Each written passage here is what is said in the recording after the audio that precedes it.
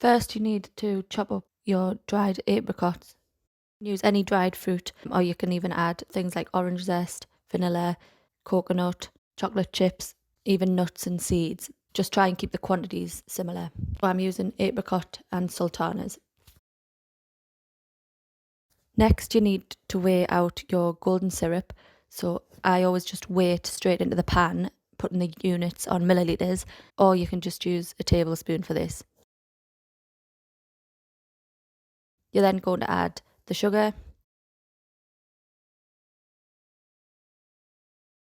and butter or spread. So I've used a low fat spread just to try and keep the fat content down.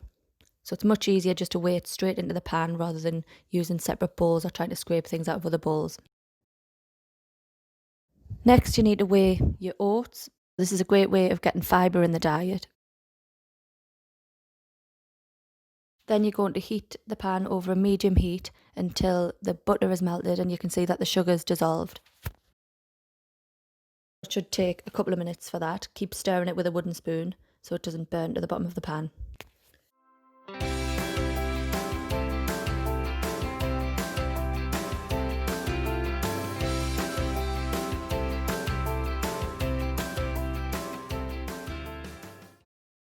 I added some cinnamon into mine, so you can add any spices like ginger. Then if you mix any fruit or fillings that you've added in with your oats, and you're going to pour those into the pan while the pan's turned off. And just mix that until all the oats are like coated in the syrup.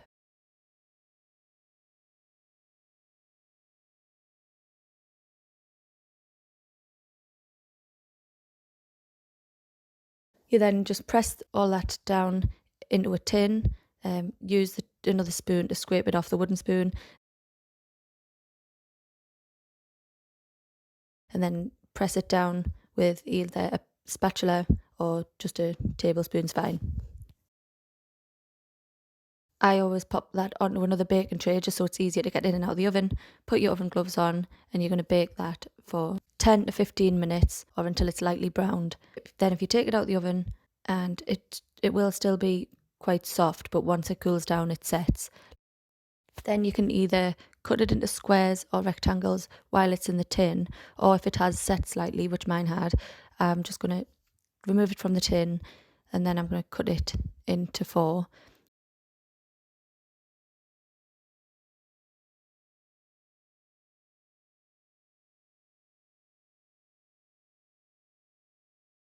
If it's still soft, you should just be able to use a normal butter knife. If it has set, like mine had, you might need to use a sharp knife, but if you ask somebody to help you with that.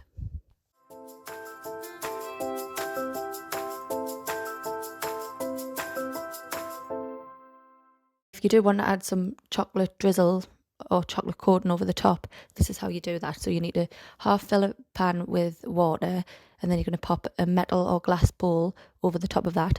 But the bottom of the bowl shouldn't be touching the water. We want the steam to be melting the chocolate, not the water. And if you just break up some chocolate, so you can use white chocolate or milk or dark, or you can use a combination, but obviously do them separately. And you're just going to keep stirring that until it's melted. If you make sure you're holding the bowl with some oven gloves because it does get hot. As soon as it's turned into a liquid, turn the pan off. You don't want to over melt the chocolate. Then holding the bowl with the oven gloves, get a spoon and scoop some chocolate out. Test how fast the drizzle comes out in the bowl first, so you know what it's going to look like, how fast it comes out. So you can either do a drizzle,